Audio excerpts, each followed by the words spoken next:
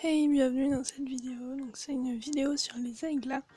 Donc qu'est-ce qu'un aigla? Un aigla c'est une espèce moitié crabe, moitié écrevisse, assez rare dans le domaine de l'aquariophilie, mais je trouve ça quand même passionnant, donc je vous fais une fiche dessus. Le biotope. La niche écologique des aiglas platensis est très diversifiée, mais toujours dans une eau fraîche et très oxygénée, donc avec beaucoup de courant. On les trouve dans les torrents, rivières, lacs et même dans les rapides souterrains. Ils restent habituellement cachés dans les terriers abandonnés, les crevasses, entre les roches ou submergés dans la litière entre les racines et les feuilles de la végétation aquatique. Les origines. L'aigla est originaire d'Amérique du Sud, plus particulièrement dans la partie nord de l'Argentine. On note leur présence au Paraguay, en Uruguay, ainsi que sur leur frontière avec le Brésil. Les paramètres de maintenance. Comparés à de nombreux invertébrés, les paramètres de maintenance sont très souples. La température optimale est comprise entre 18 et 24. À l'état sauvage, l'aigla vit sans problème sous une fine couche de glace dans des eaux inférieures à 10 degrés. Il peut être très intéressant de stimuler leur instinct naturel en baissant la température du bac aux alentours de 15 degrés durant 2 à 3 mois hivernales. Si la température s'élève au-dessus de 25 degrés, un bulleur sera nécessaire afin d'augmenter l'oxygène dissous dans l'eau. C'est nécessaire à leur survie. On peut en conclure qu'un chauffe-eau est inutile pour cette espèce. pH compris entre 6,5 et 8 convient à une bonne maintenance. Pour la reproduction, il est préférable d'avoir un pH à 7 et 7,5, ainsi qu'une eau légèrement dure avec un GH ne dépassant pas les 12. Les aiglas sont particulièrement sensibles à la présence des métaux lourds, notamment le cuivre, comme la plupart des invertébrés, mais aussi à la présence de composés azotés.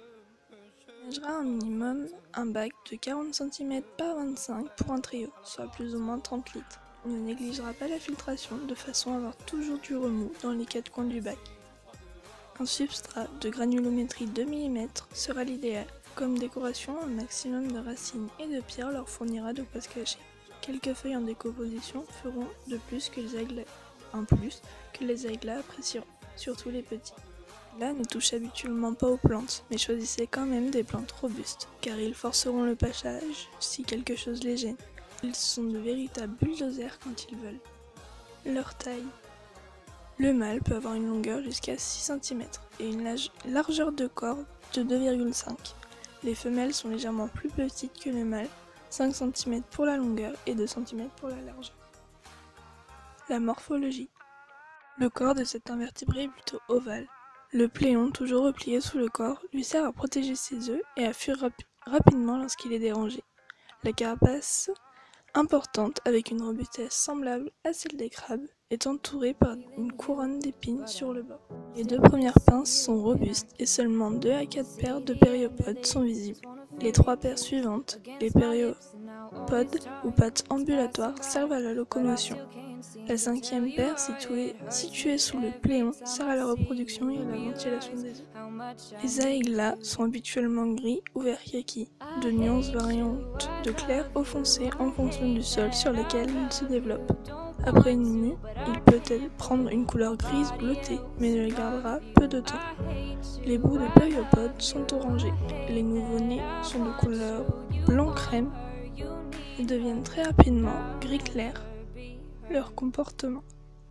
C'est une créature d'habitude nocturne et crépusculaire qui se retire une partie de la journée dans leur cachette telle une racine, un terrier abandonné, sous une feuille ou en s'enterrant dans le gravier. Les aiglas ont une excellente tolérance entre eux. L'agressivité est faible, cela même avec plusieurs adultes du même sexe, environ 3 ans. Leur régime alimentaire. Comme les crevettes et écrevisses, cette espèce est omnivore. Elle acceptera tout type de nourriture, pastilles pour poissons de fond, flocons, spiruline, mais aussi de la viande ou du poisson. La nourriture vivante sera également appréciée, comme les vers de terre, daphné, etc., sans oublier un escargot de temps en temps. Le dimorphisme sexuel. Les mâles sont plus gros que les femelles, ainsi que la première paire de périopodes, ce sont les pinces, qui sont plus massives chez les mâles. Les mâles possèdent sous le pléon 2 appendices génitaux. Les femelles possèdent des orifices génitaux sur la base de la 3e paire de périodes. La reproduction. Dans la nature, elle aura lieu durant l'été avec des températures maximales de 25 à 26.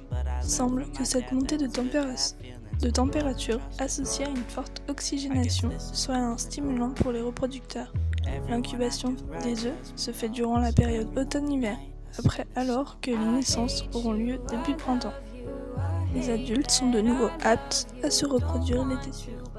Captivité, cela se passe beaucoup plus rapidement du fait des températures supérieures à 20 degrés en permanence. Les femelles peuvent grainer jusqu'à 3 fois par an, avec des portées allant de 50 à 100 petits. Une mue, la femelle sécrète des phéromones attirant les mâles aux alentours.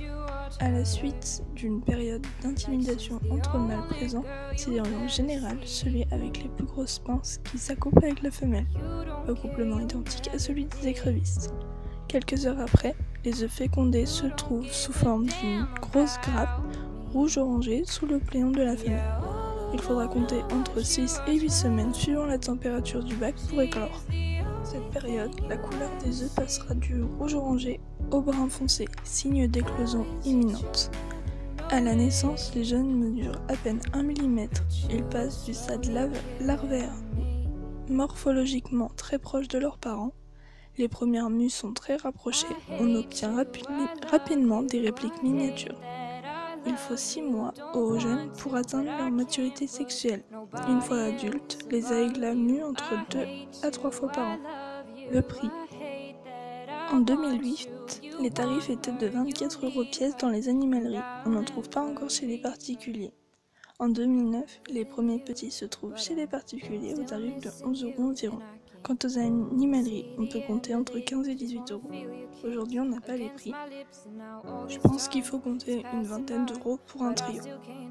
Voilà, cette vidéo touche à sa fin. J'espère qu'elle vous aura plu et intéressé. Je vous dis à la prochaine vidéo. Partagez un max. Et voilà, bisous à tous.